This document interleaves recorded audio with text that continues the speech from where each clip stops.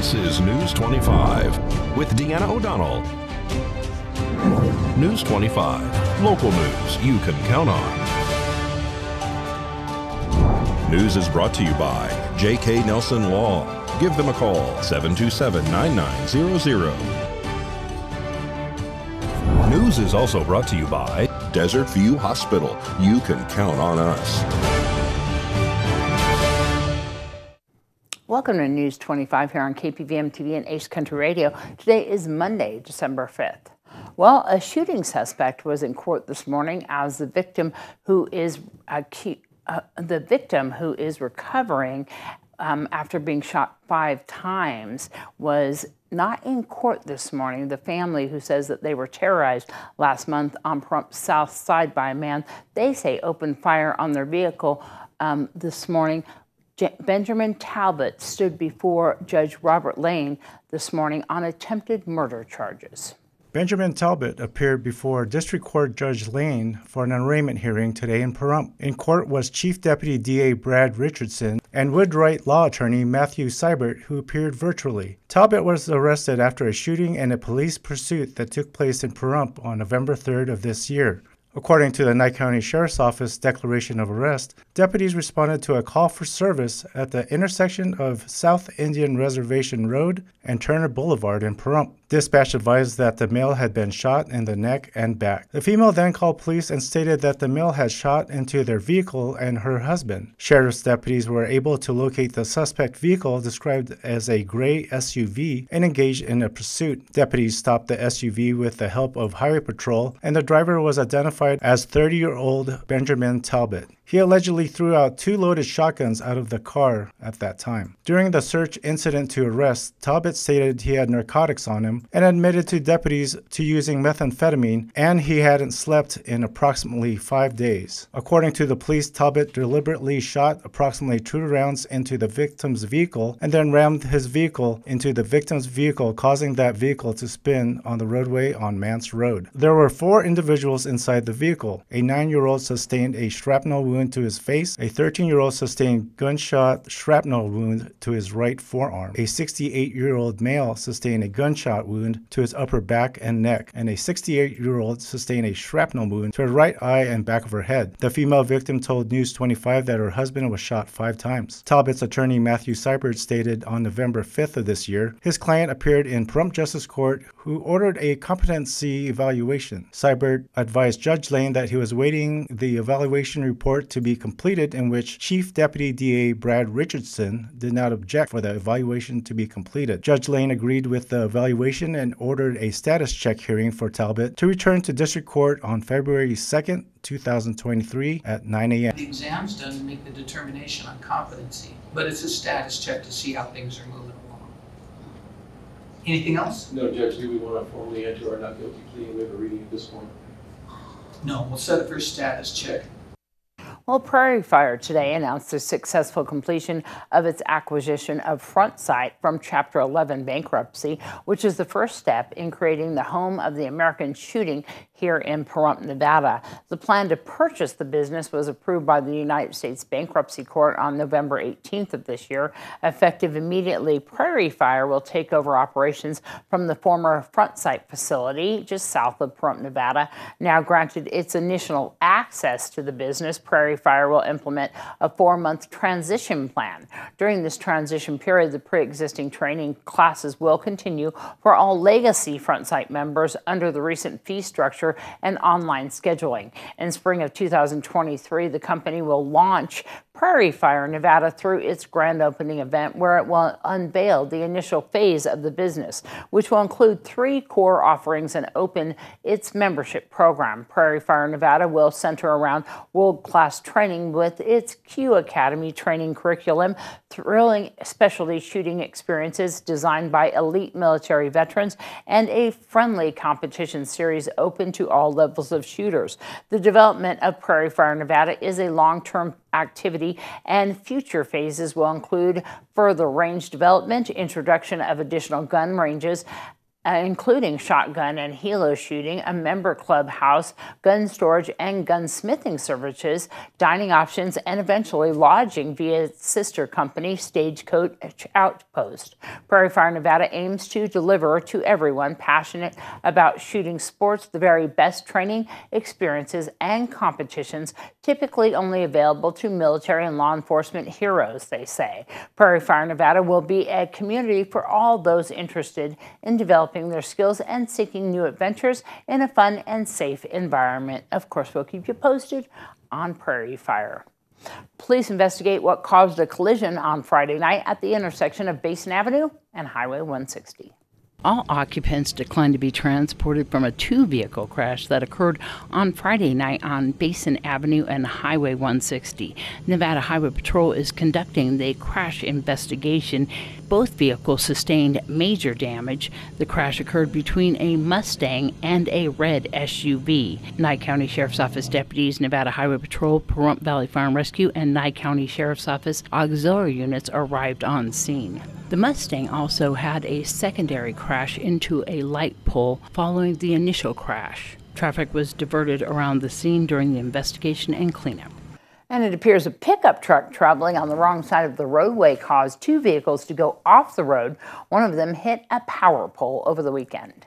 Pahrump Valley Fire and Rescue, along with Nye County Sheriff's Office deputies, responded to a single vehicle crash that occurred on Charleston Park near Wood Chips on Saturday night. According to the reporting party on scene, the pickup truck ran off the roadway when an oncoming vehicle ran two cars off the roadway traveling in oncoming traffic. Both vehicles avoided that head-on collision. One vehicle went off the roadway and struck a power pole. The driver and only occupant of that vehicle declined to be medically transported from the scene. The other vehicle reportedly sustained no damage but remained on scene to speak to police. The suspect vehicle is described as a black Toyota pickup truck. If you have any information about the vehicle that is described, you can call the Nye County Sheriff's Office at 775-751-7000.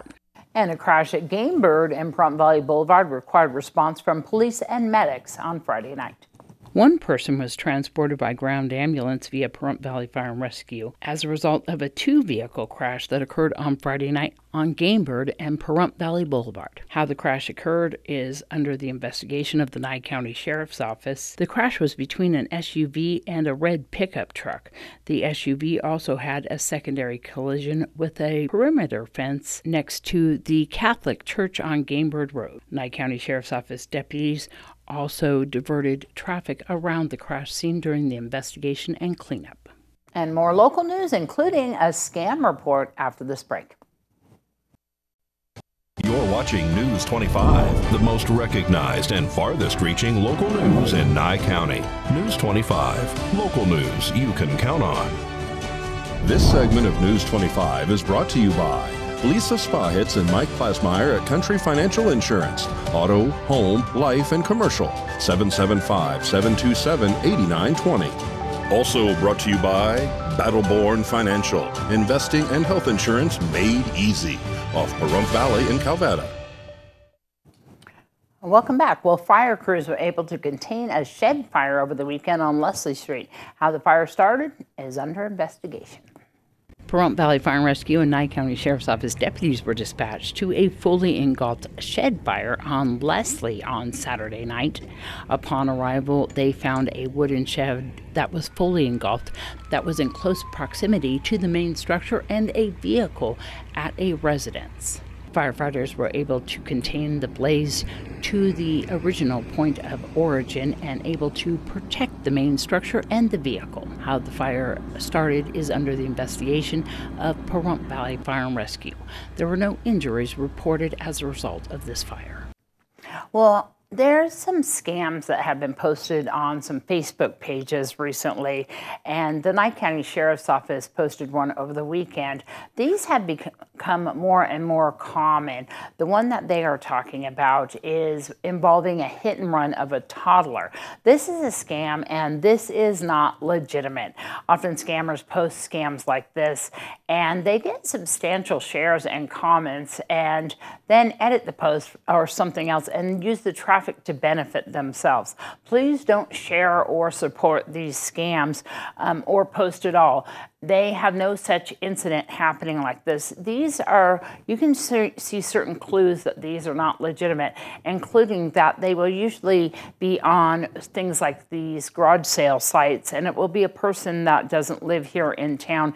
If you click on who it is, it's usually a person from another country, and they will have things like hashtag Pahrump, and they will usually have things in them that are asking for identity of the animal or the location. You know, the police would usually be handling this, not individual from another country. So please do not share these. You can also contact these sites to report them or Facebook themselves. And often these happen with animals and they happen with children. So please don't share these. These have become more and more common. Well, after months of public scoping meetings and studies, the diesel fuel tax is set to start next year. This tax will help pay for the roadways here in Nye County that are heavily traveled by diesel-fueled vehicles.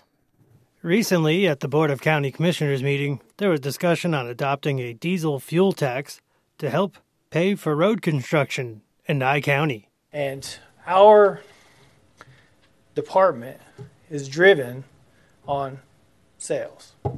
We get a 1/4 cent, we get fuel tax from the 9 cent on the gas, and we get some fuel tax through the state of the percentage that the state collects. And it's not a percentage, it's a cents per gallon. As a county, we only collect gasoline tax. The state collects tax on everything, both sides. In 2023 already, we have spent $3.7 million maintaining our roads. I spoke earlier about the 10 to 14% reduction that we're going to have, right? That equates to over $900,000 out of our budget.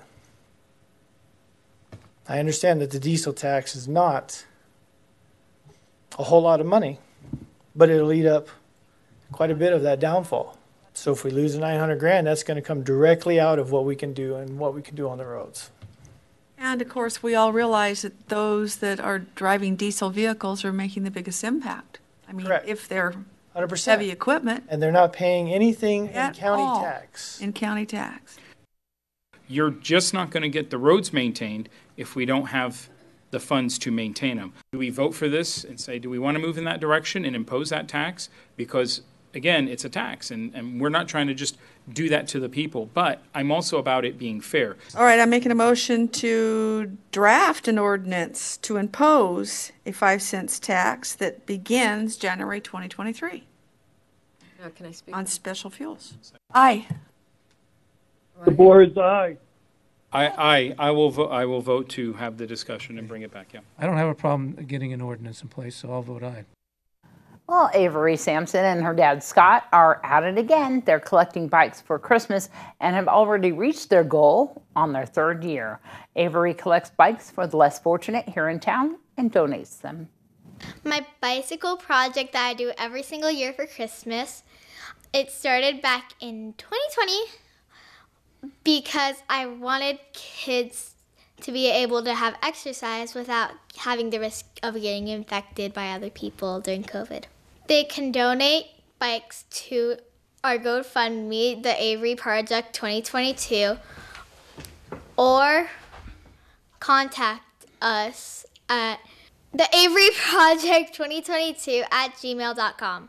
Avery Sampson says you can contact her biggest supporter, her dad, Scott Sampson, on Facebook right here in Pahrump to donate or make arrangements to drop off a bike for the project. Avery tells us why the 16-inch bike or the 20-inch bike are the most popular. Because there's a lot of kids that we give bikes to in that range. Over the past few years, we have given 101 away, like 101 Dalmatians. The Avery Project also takes monetary donations for the project on their GoFundMe page. News 25 caught up with Scott Sampson to find out how they identify the children to donate the bikes to for this project. We're working with Sleep in Heavenly Peace to identify kids through their program that they give beds to. We take all requests, we take them all through the Avery Project 2022 at gmail.com. That way we have them all in one place. Hand washing is really the heart and soul of keeping yourself and others. Your health and save a pet right after this break. You're watching News 25, brought to you by Mountain West Lawyer, Injury Attorneys, 727-9500. Also brought to you by Silver State Health.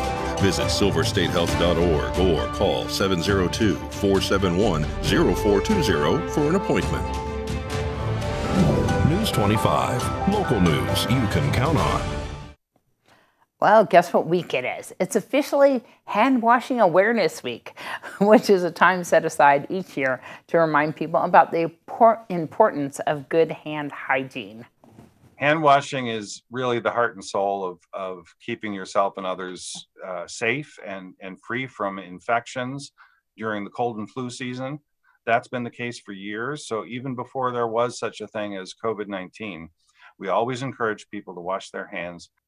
Not only risk getting sick, but you can spread the germs to other people, surfaces, and even food and drinks. According to the CDC, washing your hands can help reduce respiratory illnesses like colds in the general population by 16 to 21%. So what's the best technique when it comes to washing your hands? The first step, get your hands wet, then lather them with soap. Be sure to scrub for at least 20 seconds. Finally, rinse your hands with warm water and dry them with a clean towel. Another tip, pay extra attention to your nail beds. The bed of the nail is often where germs can sit. So if you just do the surface of your hands like this, you'll be clean, but you'll have bacteria and other germs around the back of your hands. It's this right here around the nails where you really have to make sure that you get that scrubbing good and soapy. And don't forget to keep some lotion nearby. It's very easy to dry out your hands if you're routinely washing them.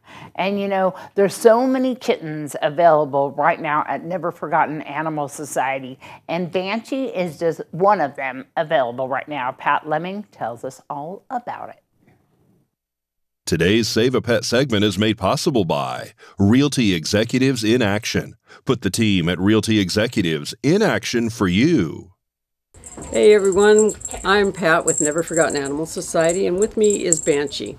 Banshee is one of our kittens. We have 30 of them. We've got them in all sizes, all colors, all shapes. Any kitten you desire, we probably have it. We are adopting them out at $100. That includes their spay, neuter, microchip, all of their vaccinations and rabies certificate. And they are available for adoption now. No appointment is necessary. You're welcome to come in anytime. Up until December 15th, we will be at our old location at 520 East Street, just behind Wells Fargo Bank in Suite C. As of the 16th of December, we will be at our new location at 3091 North David, and you're welcome to come in there as well. There is no appointment necessary at either location, but after the 16th of this month, we will be on our David Street location. And you're welcome to come by anytime, Monday through Saturday from 10 until 5. And Banshee is about 12 weeks old. Yeah, very, very sweet guy. And we have a whole bunch. We've got over 30 kittens that we have available for adoption. And they are available at either location right now, but as of the 16th, we'll be at the David Street location. This is a purring machine. I mean, you just have to look at him and he starts purring. And his brothers and sisters are the same way. And we have a lot of these kittens out at our locations, so you're welcome to come in. Our phone number is 775-537-8674. And you're welcome to come in and meet any of our kittens at any time with no appointment necessary. So come on out, join us, and we look forward to seeing you. Coming up, we have our 2023 calendar. It's called Vixens of Nye County. You're welcome to come on in and buy them from either the store at our location at 520 East Street, Suite C, and at our 3091 David Street address. $20. All of the proceeds go towards the care of these animals in our possession. Okay, so come on in. Again, no appointment necessary. Thank you. News 25 WeatherCam is brought to you by Lerner and Rowe Injury Attorney's Office in Pahrump. In a wreck, need a check? Call 702-877-1500. I know we've got some cold weather upon us. We're going to find out from John what's in store this week after this break.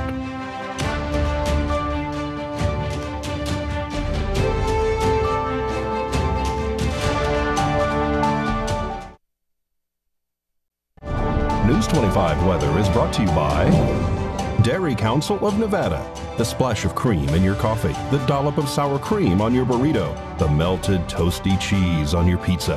Undeniably delicious, undeniably dairy. Enjoy what's real.